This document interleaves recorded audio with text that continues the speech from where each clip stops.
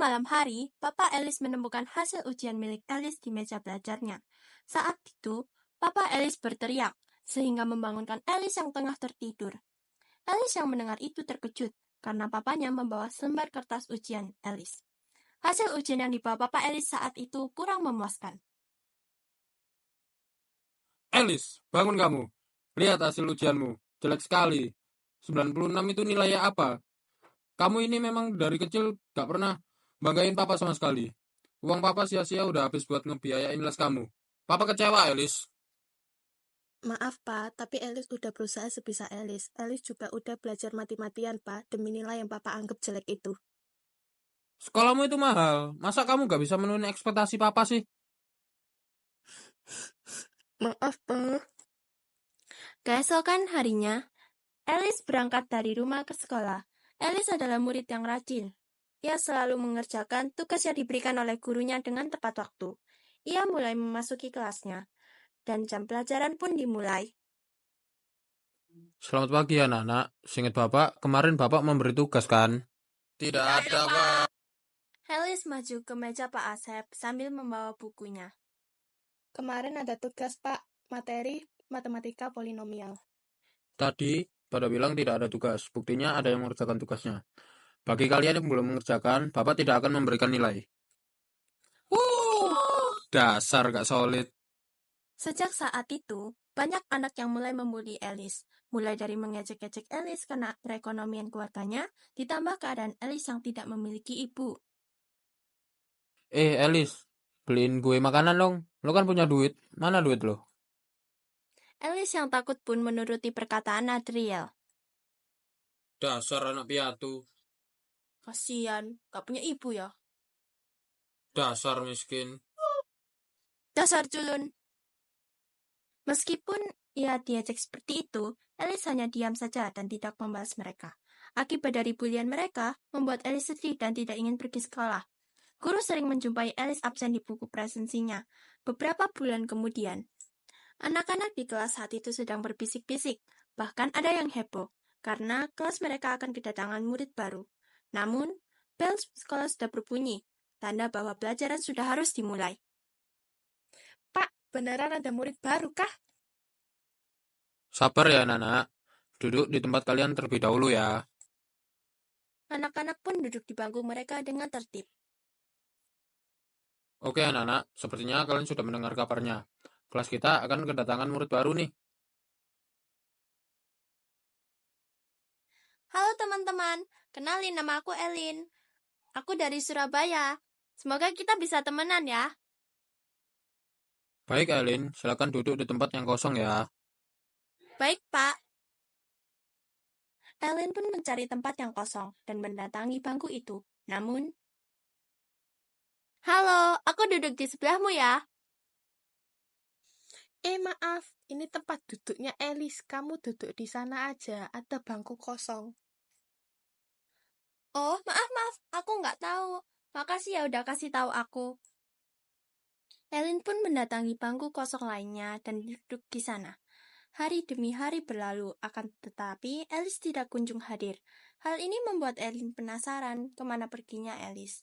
Karena Elin sudah mengenal teman-teman lainnya, tetapi tidak dengan Alice. Suatu ketika, akhirnya Alice masuk ke sekolah untuk mengikuti pelajaran. Elin yang melihat itu sangat tak antusias. Dia mendatangi Alice yang sedang duduk sendirian di tempat duduknya. Hai, kamu Alice kan? Kenalin, aku Elin. Kenapa? Kok kamu tahu aku?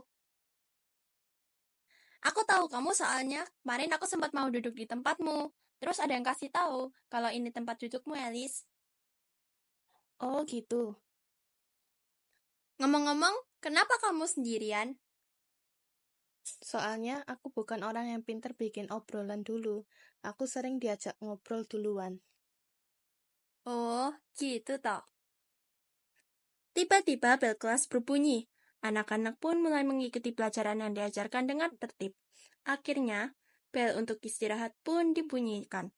Tentunya murid-murid di sekolah merasa sangat senang, karena jam istirahat adalah jam yang sangat dinanti-nantikan oleh anak-anak.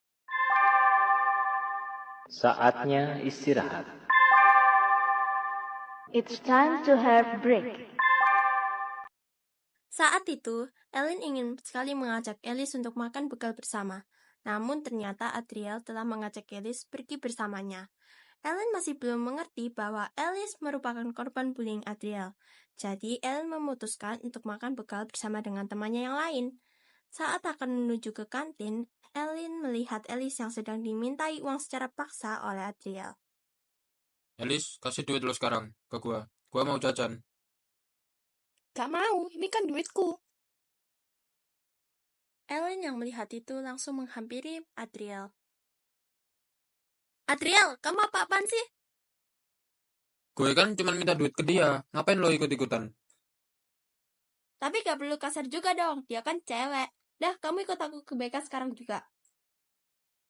Ellen menemani Alice dan Adriel pergi ke BK. Ellen menceritakan semuanya kepada Bucin. Setelah menceritakan semua keadaan yang dilihat oleh Ellen, Bucin meminta Ellen untuk meninggalkan ruangan tersebut. Jadi, coba ceritakan permasalahannya dengan lebih detail. Ibu ingin mendengar dari kedua sudut pandang kalian. Saya gak ngapa-ngapain, Bu. Saya cuma pinjam uang ke Alice. Kamu jangan membohongi saya. Saya sudah mendengar kejadian sebenarnya dari Ellen. Beneran kok, Bu. Saya lo gak bohong sama sekali. Sudah cukup. Sekarang, coba Alice yang menceritakan. Jadi gini Bu, sebenarnya Adriel memaksa saya untuk memberikan uang saya kepada Adriel. Tapi saya tidak mau memberikan uang saya. Lalu Adriel mengancam saya, jika saya tidak memberikan uang, saya akan dipukul. Itu semua gak bener, Bu. Alice bohong, Bu. Saya tidak meminta kamu untuk berbicara, Adriel. Adriel pun terdiam. Sekarang, kalian berdua cepat minta maaf. Ibu tidak ingin mendengar kalian berdua bertengkar lagi. Alice, maafin aku ya. Iya, nggak apa-apa kok. Bagus, Adriel boleh keluar dari ruangan. Alice, tunggu di sini. Ibu mau ngobrol sama kamu. Setelah Adriel keluar dari ruangan, Bu Jane bertanya kepada Alice. Alice, ibu dengar kamu jadi korban bullying teman-teman ya? Boleh ceritakan pada ibu? Jadi begini Bu, saya merasa saya tidak melakukan hal yang salah Bu. Saat itu, kelas kami mendapat tugas dari Pak Asep untuk mengerjakan matematika tentang polinomial. Tapi ternyata banyak dari teman-teman yang berkata bahwa kami tidak ada tugas apapun. Karena saya takut kalau Pak Asep akan marah, jadi saya mengumpulkan tugas saya pada Pak Asep. Saat itu Pak Asep marah karena ia telah dibohongi oleh teman-teman sekelas. Dan mereka pada akhirnya tidak mendapatkan nilai untuk tugas tersebut. Sejak saat itu, saya dijauhi oleh teman-teman saya, Bu. Oh, jadi begitu. Apakah orang tua kamu mengetahui hal ini, Alice? Tidak, Bu. Papa saya tidak mengetahui hal ini. Saya takut, Bu. Saya takut papa saya akan memarahi saya jika saya tidak menceritakan hal ini padanya. Saya capek, Bu. Di rumah saya juga sering dimarahi oleh papa saya. Kamu dimarahi. Kenapa? Saya capek mengejar nilai yang dituntut oleh papa saya. Papa saya menganggap hasil nilai yang saya dapat selalu kurang memuaskan. Padahal saya sendiri sudah bekerja keras untuk mendapat nilai tersebut. Alice, ibu menyarankan kamu untuk pergi ke psikiater saja. Tapi Bu, saya tidak memiliki biaya untuk pergi ke psikiater. Tidak apa-apa, Alice. Nanti untuk urusan biaya, ibu bisa bantu kok. Nanti kamu pergi ke psikiater sama ibu ya. Yang benar, Bu. Saya takut merepotkan, Bu. Tidak apa, santai saja ya. Nanti kamu bisa menceritakan semua perasaan yang kamu rasakan di psikiater.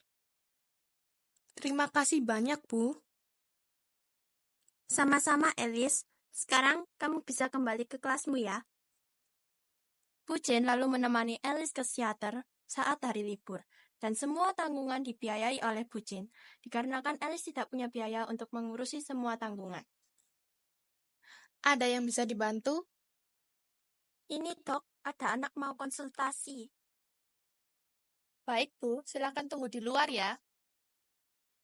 Setelah Bu Jin keluar, lalu Dokter Jessica memanggil Alice untuk masuk ke dalam ruangan dan akan ditanyai tentang permasalahan yang dialami. Halo adik, ada yang bisa dibantu? Iya dok, saya lagi mengalami permasalahan.